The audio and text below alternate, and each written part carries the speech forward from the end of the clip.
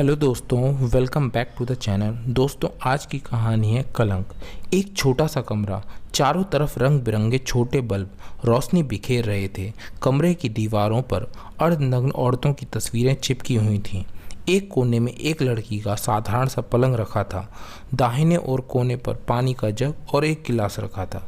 चर्र की आवाज़ से कमरे का दरवाज़ा खुला और दो पैरों ने अंदर प्रवेश किया। कहीं से दो चोर निगाहें उन पैरों को देख रही थीं और कहीं दो निगाहें किसी को ढूंढ रही थीं। चारों तरफ अजीब सी शांति थी कि तभी किसी की हल्की सी चीख सुनाई दी। दोनों आपस में टकराते टकराते बचे। नज़रों को टकराने से पर कोई रोक नहीं पाया। लाल लिबास में लिपटी कोई लाल परी, रंग साजा सा था उसका, न गोरों में गोरी और न कालों में काली। मछली की आंखों जैसे गोल गोल आंख, होठ उफ जैसे अभी कोई गुलाब खिला हो। म्याऊं म्याऊं की आवाज़ कानों में पड़ते ही लड़की संभली। अचानक कुछ फासले पर जाकर सहमी सी खड़ी हो गई। पुरुष ने खुद को संभाला। पलंग पर बैठकर उसने जग में पानी लिया। लड़की की तरफ इशारा करके उसे पानी के लिए पूछा। कांपते हाथों से उसने पानी का गिलास लिया और एक बार में सारा पानी पी लिया। मौन तोड़ते हुए उस पुरुष ने ही बात आरंभ की। मेरा नाम किशोर है और मैं। वह इतना ही कह पाया था कि लड़की बोली, आप मेरे नए ग्राहक हैं। किशोर को ये तो समझ में आ गया था कि वह लड़की डरी हुई थी।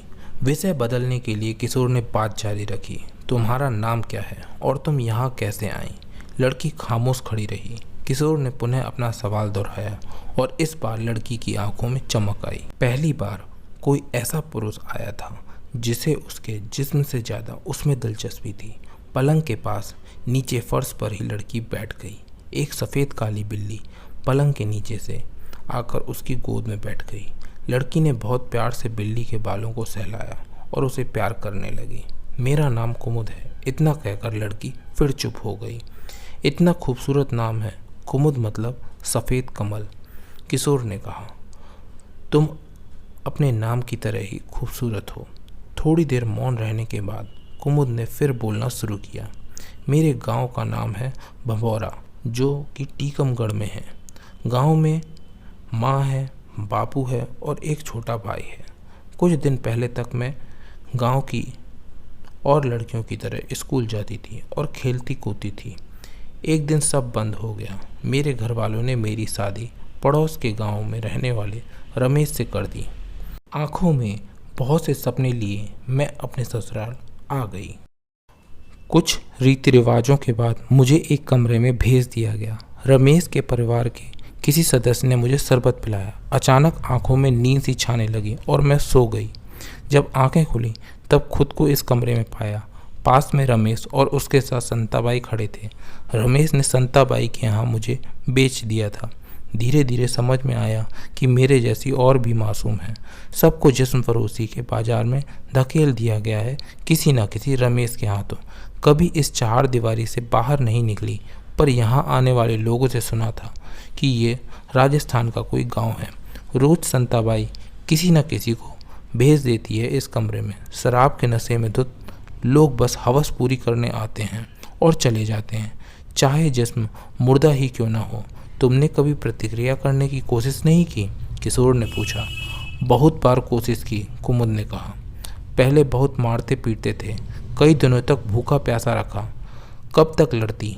एक रात किसी ने नोच डाला।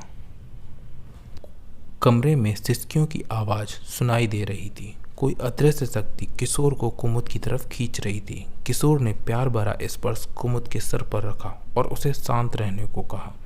कुमुद की नज़रें सहसा जम सी गईं जब उसने किशोर की कमीज पर एक बिच्छू को देखा।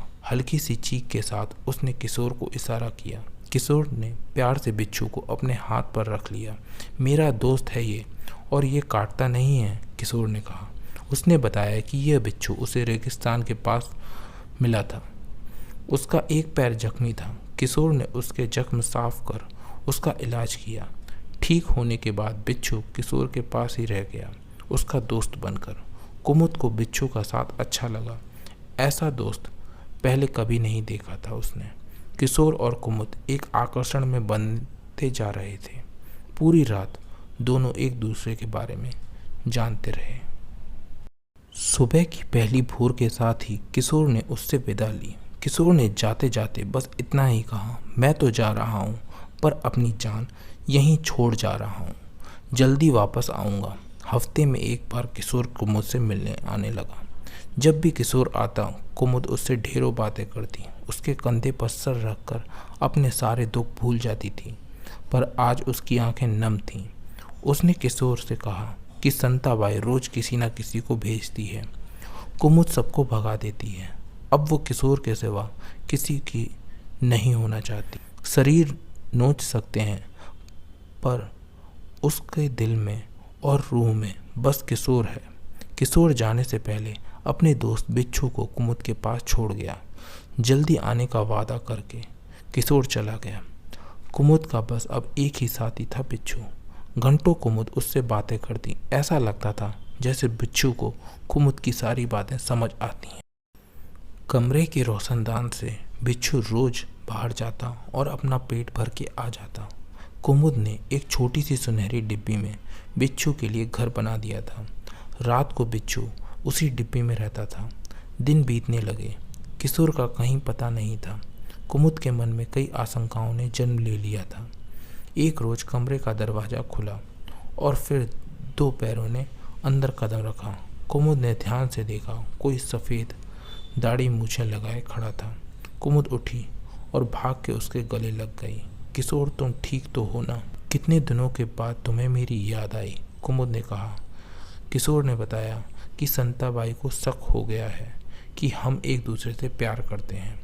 किशोर पहले भी आया था, पर संताबाई ने मिलने नहीं दिया, इसलिए आज भेष बदल कर आना पड़ा। दोनों बहुत बड़ी दुविधा में थे कि क्या करें।